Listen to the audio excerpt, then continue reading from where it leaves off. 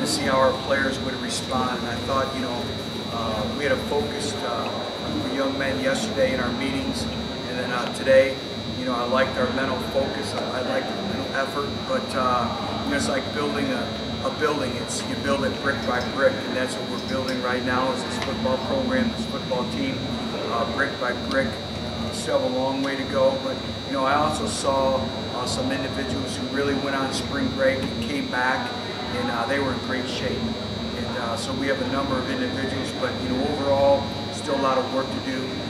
Our receiving core has to step up.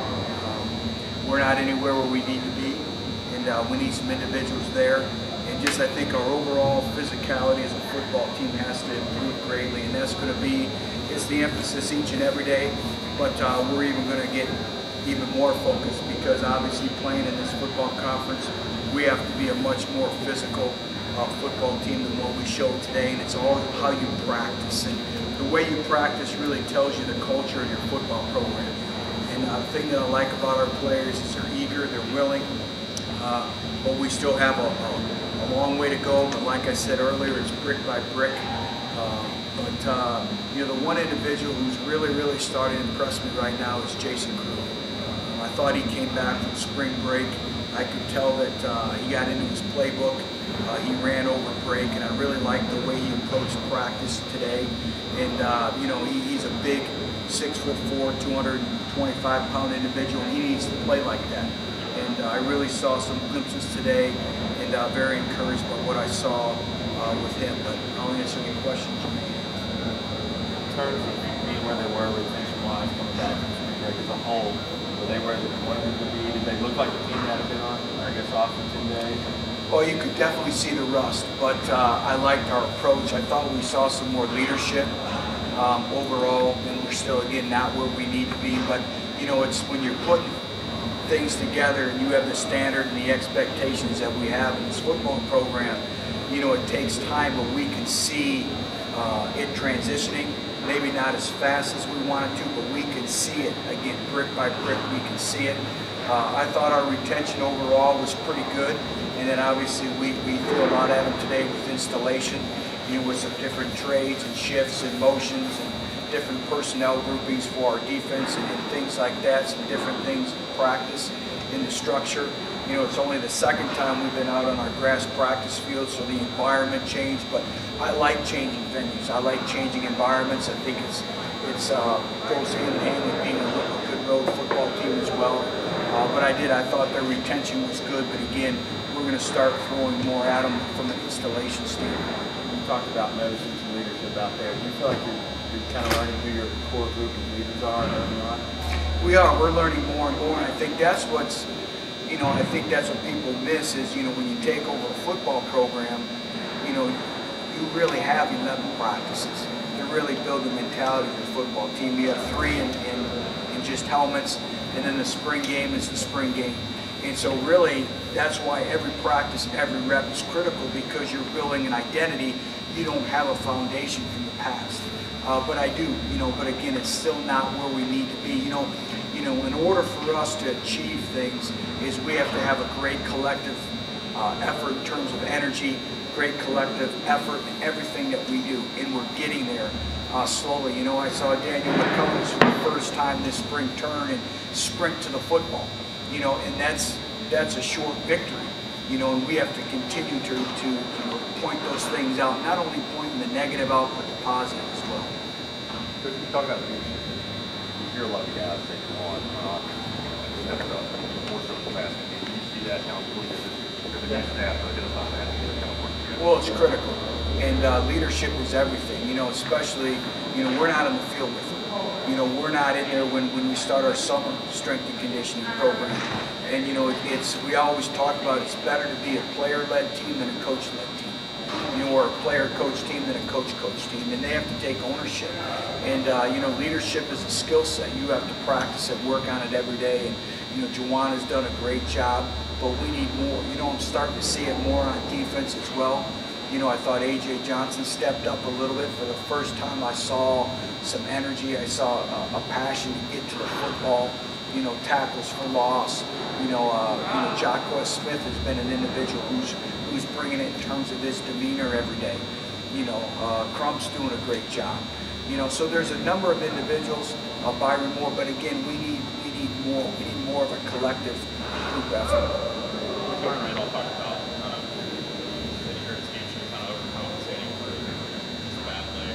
With basketball like that, how important is it to overcompensate where they're not thinking about the injury? How important is it specifically to do that? Well, it is. Obviously when you come off, an injury, it's always in your mind. But you know what? We have a tremendous training staff here and a great set of doctors, and they do a tremendous job. And it's one thing we do in our program is everything is we're proactive. In terms of individuals who may have had chronic issues in the past, maybe they're not suffering through certain things, they still have to go to treatments. And obviously we all know about the Anderson training facility and the training room in it. So again, our players are doing a great job of taking advantage of the facilities and the care that they have, but it is a hurdle. But I think that's ongoing, and that's part of that mental conditioning in our program that we talk about. That encompasses all of that. Which from the retention standpoint, specifically for your guys, how are they doing it, and how much more installs specifically? Well, we want to install as much as they can handle, and we have to get more in. But first of all, our offense is based on execution. We're in an execution-based system, and you could see the rust a little bit. There's too many balls on the ground today, too many incomplete passes. And in order for us to operate our offense, we have to operate with efficiency. And we can't have balls on the ground. I thought we had balls on the ground too much in terms of whether it's the running backs or the wideouts or the quarterbacks. And we have to come back on Thursday. We're talking about we're taking a maximum a day. Today was all about maximum number one. The team that makes the fewest mistakes will win. And that's ingraining in our players' minds, and that's what it's all about. And we'll come back tomorrow. We'll meet as a team and we'll review maximum one and all the mistakes and what we need to do to review and get better as we move forward and push forward on Thursday, leading into Saturday, which will be more of a scrimmage type setting. Installing it about the way you have the past. Well, I think you learn, and each team is different. When we took over Cincinnati, we probably installed a little bit too much. At Central Michigan, we took our time. Cincinnati, we installed a lot. Here, we've taken our time because we really focus on the style of play which we want to play, the demeanor, the physicality, the tempo, and you have to graduate from that and move on. And it's the building process and execution. It doesn't help us to go out there and install 8 different route packages. We haven't graduated from route package number 1 and number 2. So again, everything is execution. So when our players, feel that they have mastered that, we'll move on. And so much is technique oriented, but we want the sense of urgency has to pick up, and they understand. How much of quarterback do you separate themselves from each other? They really haven't. I felt really good about, obviously Justin and Nate going into break. I thought they showed a little bit of rust today, which is, everything in the throwing game is about rhythm and spacing and timing, and, you can see why practice is critical and having, a week off. But also, a lot of that is on the receivers too. We've put them in some negative and some adverse situations. Everything, the way a receiver runs a route is its body language. He's communicating verbally through their body language, and when they're coming out of their breaking points, how you stick routes, how you accelerate on the top end of your routes. And I didn't really see that from our receivers today. And our receivers have to step up. And they have to have a big day on Thursday, and they got to keep grinding to it. We ask a lot of them. But that's the standard and expectation by which we're going to play, and we're not changing. And I see progress, but not as much as we would like. But that's pretty common when you're installing the package that we're installing. Coach, with the grind these guys go through as student athletes, D1 level, was it good in the sense for them to get away from spring break and go to a tropical climate or something like that, maybe avoid some burnout, that sort of thing? Well, it is a grind, and I think, we ask so much of these student athletes, taking a full course load at a great academic institution like Tennessee, and all of a sudden, from that to being in spring football and going through monumental changes in your program and expectations, and then the scrutiny. And I think that's one of the things that attracts individuals to come to Tennessee is you want to play in the spotlight, you you want to play in the media capital of the world when it comes to college football, you come to the University of Tennessee. So there's so much, and then their personal life. And I think a lot of times we miss the picture that these are still 17 to 21, 22-year-old individuals. And that's why everything we do in our family is based off, in our football program is based off of family. So I like the way it was structured with the 6 practices. Take a break, take a mental break, recalibrate your thoughts, come back and be ready to finish strong. And I tell you what, you know, we had a Sunday team meeting to make sure everyone was back on time.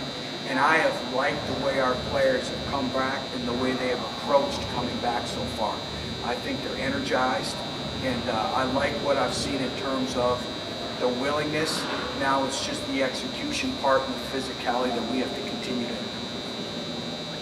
Everyone didn't see Marlon Lane out there. Update on his head. You know, Marlon Lane, I mean, that's another individual having a great spring. And I think we forget that these are 17 to 21, 22-year-old individuals. And he's taking care of his family right now.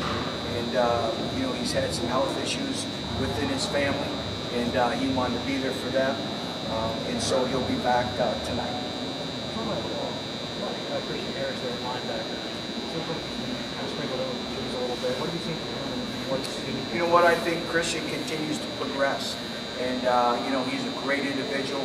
He's very competitive, works extremely hard, and he's just going through the process of learning the linebacker position, all the keys and reads, and playing instinctively. And I think that's the big thing is, you know, you can't we are we're forming habits every day. You're either forming good habits or bad habits, but you train so it becomes instinctive, and that's what we're doing right now.